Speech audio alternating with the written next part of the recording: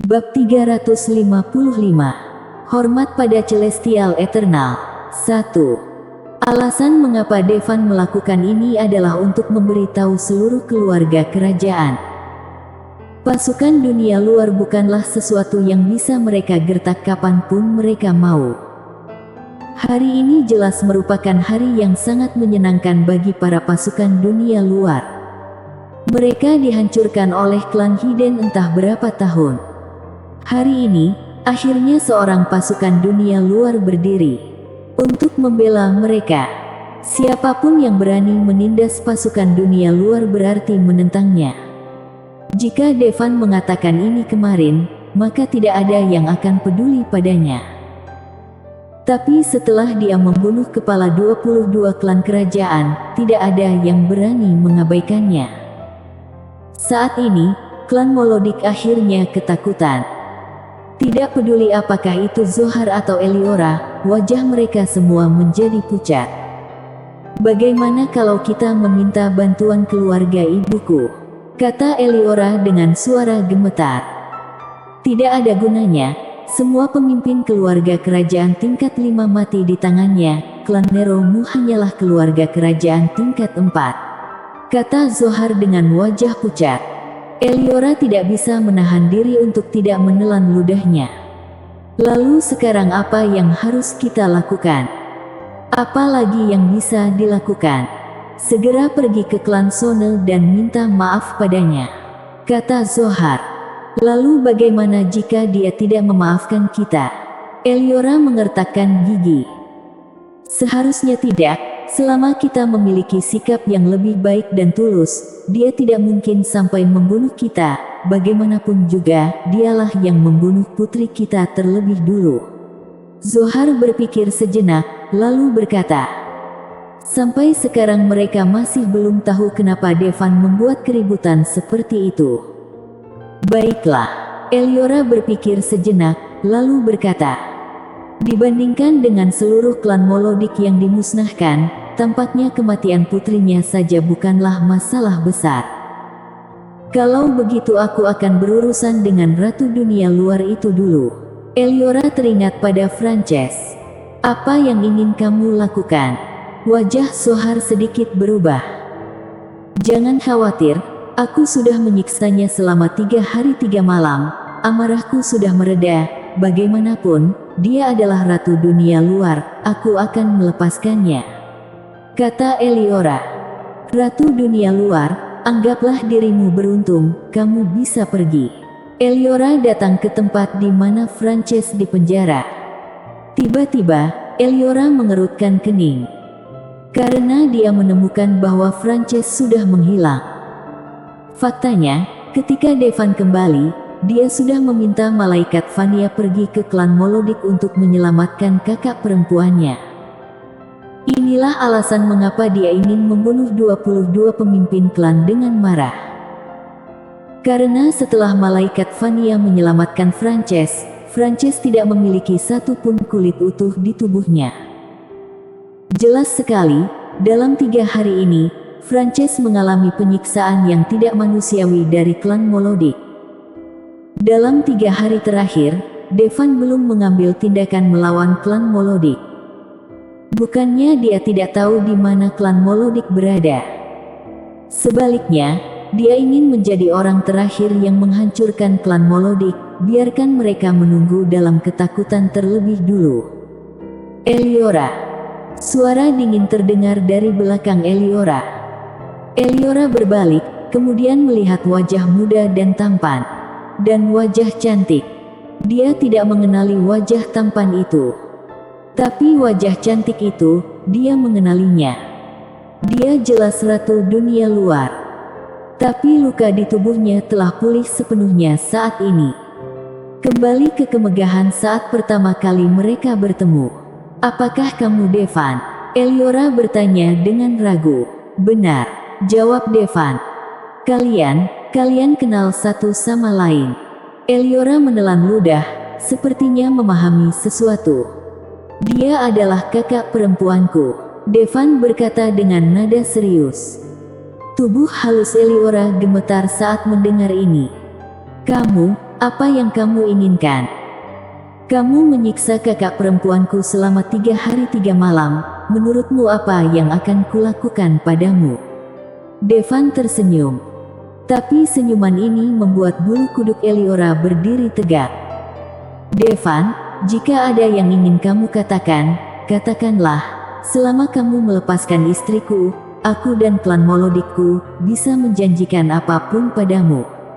Pada saat ini, suara Zohar terdengar. Meskipun dia juga takut, tapi bagaimanapun juga Eliora adalah istrinya, dia tidak bisa mengabaikannya. Oke, aku akan melepaskannya, tapi kamu harus mati demi dia. Devan berkata sambil mencibir. Setelah mendengar kata-kata Devan, tenggorokan Zohar terasa kering. Meskipun dia sangat mencintai Eliora, bagaimanapun juga, dia adalah putri tercantik dari klan Nero. Namun untuk menyerahkan nyawanya demi Eliora, dia tetap tidak bisa melakukannya. Sepertinya pria lain juga tidak ada yang mau melakukannya. Zohar, aku akan menepati janjiku. Selama kamu bunuh diri di depanku sekarang, aku akan melepaskan istrimu. Kata Devan tanpa ekspresi. Kecuali itu, aku setuju dengan semua permintaanmu. Zohar mengertakkan gigi. Oke, kalau begitu tinggalkan seni bela dirimu, kata Devan. Tubuh Zohar terguncang.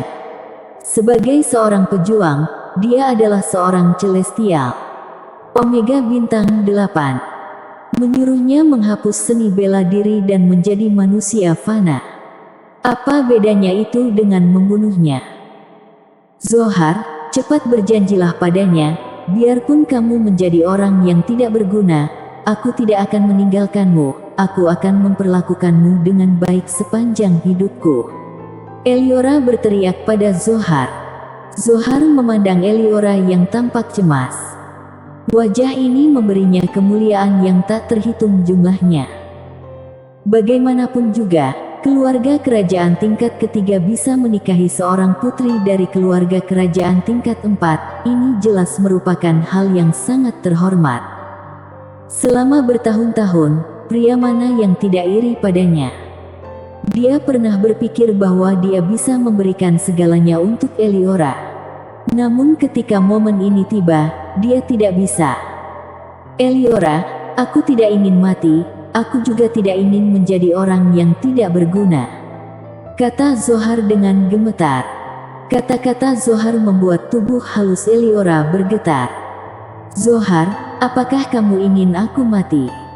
Maafkan aku Eliora. Zohar menggelengkan kepalanya dan mundur. Wajah Eliora tiba-tiba menjadi pucat. Detik berikutnya, dia sepertinya telah membuat keputusan. Dia menjatuhkan diri dan berlutut di depan Devan. Devan, jangan bunuh aku, selama kamu tidak membunuhku, aku bisa menjadi budakmu, atau bahkan wanitamu. Lihat, meskipun aku lebih tua darimu, aku menjaga diriku dengan baik. Dengan tubuhku ini, seharusnya tidak ada wanita di sekitarmu yang bisa dibandingkan denganku. Eliora berdiri tegak, menunjukkan kebanggaan yang tiada taraf. Memang benar, tubuh Eliora luar biasa. Benar-benar besar. Selain milik tubuh seksi, Devan belum pernah melihat yang sebesar ini. Milik Regina besar karena dia tinggi. Tingginya 1,9 meter, jika tidak besar, maka akan aneh. Tapi Eliora berbeda. Dia bertubuh mungil, tapi memiliki dada yang luar biasa besar.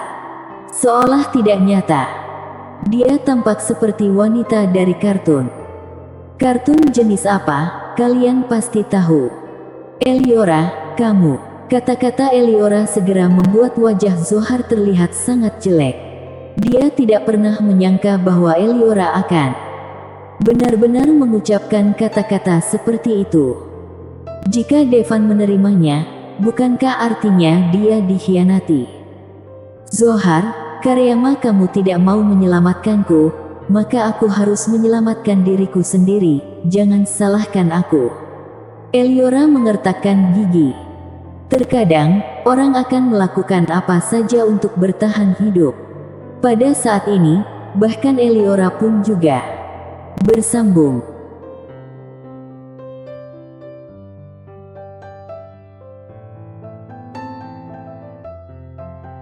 Bab 355. Hormat pada Celestial Eternal. 2. Jika benar-benar mengikuti Devan, dia tidak akan menderita. Pertama, dia lebih tua dari Devan. Kedua, Devan sangat tampan. Yang terpenting, dia kuat. Jika bisa menjadi wanita Devan, tidak akan ada keluarga kerajaan tingkat 5 yang berani memprovokasinya di masa depan. Berpikir demikian, Eliora sangat bersemangat. Meski putrinya dibunuh oleh Devan, itu bukan masalah besar, dia bisa melahirkan lagi. Selama ini, jika bukan karena fakta bahwa dia tidak ingin menanggung rasa sakit saat melahirkan seorang anak, dia mungkin tidak akan hanya memiliki satu anak perempuan. Eliora, kamu jalang, beraninya kamu. Zohar sangat marah. Kenapa aku tidak berani? Selama Tuan Amort bersedia menerimaku, aku akan menjadi wanitanya, kamu hanyalah pecundang. Eliora mengutuk. Selama ini, Eliora dan Zohar selalu menjadi pasangan yang serasi. Mereka terlihat sangat mencintai. Tapi tidak menyangka saat dihadapkan pada hidup dan mati, mereka justru sangat bertekad. Inilah yang disebut suami istri yang merupakan burung dari hutan yang sama, tapi ketika ada bencana, mereka bisa terbang terpisah.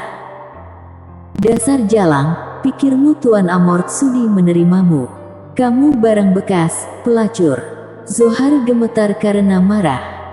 Tidak ada yang lebih buruk daripada disebut pecundang oleh wanitanya sendiri. Siapa yang mengubahku menjadi barang bekas? Melihat mereka berdua hendak bertengkar, Devan terbatuk dan berkata, bagaimana kalau kalian saling membunuh, aku akan melepaskan yang menang. Kedua orang yang sedang berdebat itu tiba-tiba berhenti. Keduanya saling memandang. Bagaimanapun, mereka telah menjadi pasangan yang saling mencintai selama hampir 20 tahun. Tiba-tiba mereka dipaksa untuk saling membunuh. Mereka tentu tidak bisa melakukannya. Aku hanya akan memberi kalian 10 menit, jika tidak ada yang mati setelah 10 menit, maka kalian semua akan mati. Kata Devan dengan nada dingin. Kebuntuan berlangsung lebih dari 1 menit dan akhirnya Eliora memimpin. Wanita ini cukup tegas.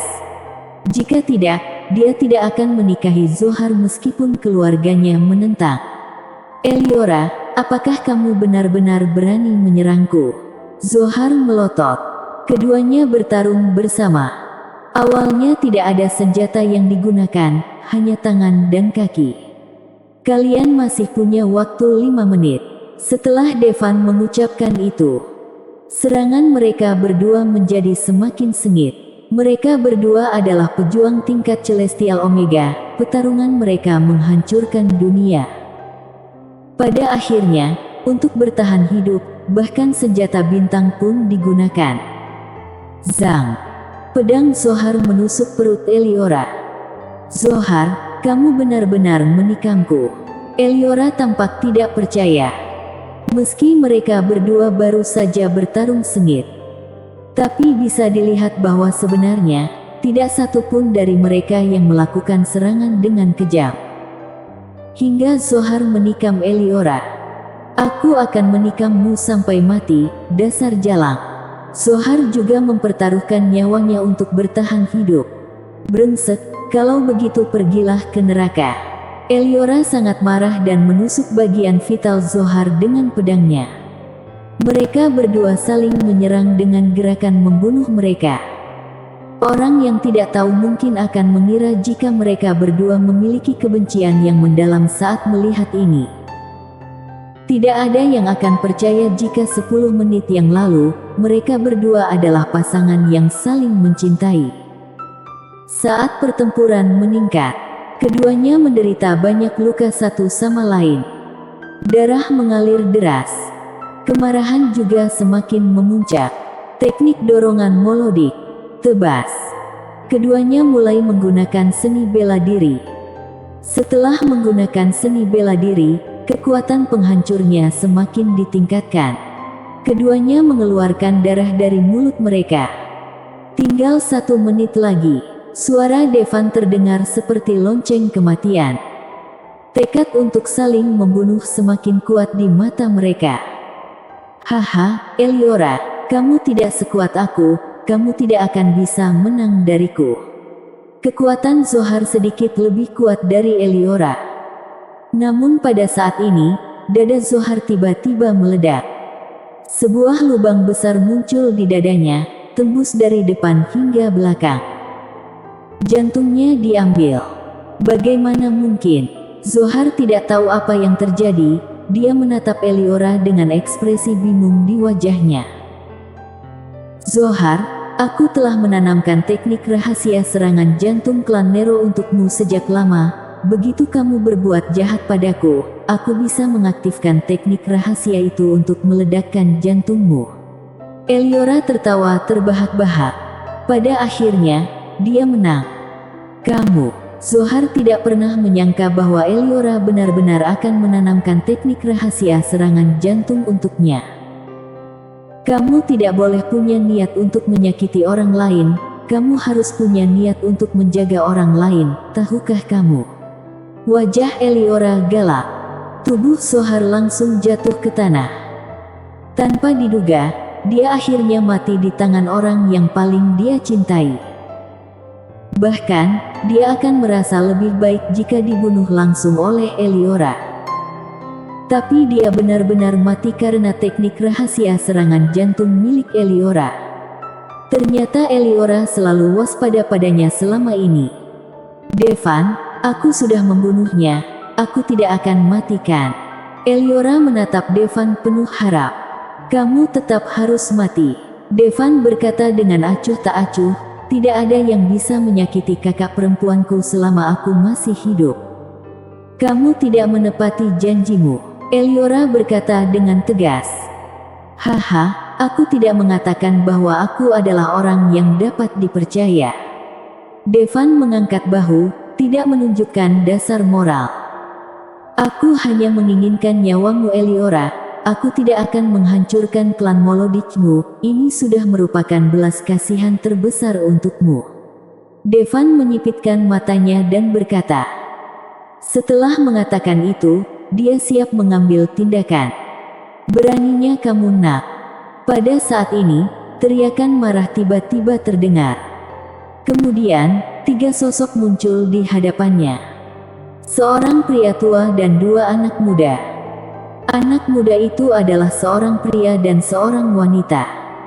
Ayah, selamatkan aku, cepat selamatkan aku tidak mau mati. Eliora tiba-tiba menunjukkan ekspresi gembira saat melihat orang itu datang. Ayahnya telah tiba. Eliora seolah telah meraih sedotan terakhir untuk menyelamatkan hidupnya. Tapi Devan tidak melihat pengunjung yang datang dan langsung menamparkan Eliora ke udara. Namun pada saat ini, sebuah cambuk tiba-tiba melilit Eliora dan dengan paksa menyeret tubuhnya menjauh. Serangan Devan gagal. Ingin membunuh seseorang di depanku, bukankah artinya kamu meremehkanku? Pada saat ini, pria di antara anak muda itu tiba-tiba berkata. Matanya penuh dominasi. Aura menakjubkan dan menakutkan mengalir ke seluruh tubuhnya. Ini adalah Celestial Eternal. Salam Celestial Eternal. Pada saat ini, Eliora sepertinya mengenali pria di depannya. Celestial Eternal Centuro Drohi berasal dari klan Drohi. Klan Drohi selalu memiliki kontak dengan klan Nero. Bahkan 20 tahun yang lalu, klan Nero ingin Eliora menikah dengan klan Drohi. Namun saat itu, Eliora masih muda dan sembrono. Dia melangsungkan pernikahan rahasia dengan Zohar. Hal ini membuat klan Nero menyesal untuk waktu yang lama. Tanpa diduga, di saat hidup dan mati ini, klan Drohi masih akan mengambil tindakan. Dan Centuro telah dipromosikan menjadi Celestial Eternal 20 tahun yang lalu. Jadi, seberapa kuatkah dia 20 tahun kemudian? Bersambung.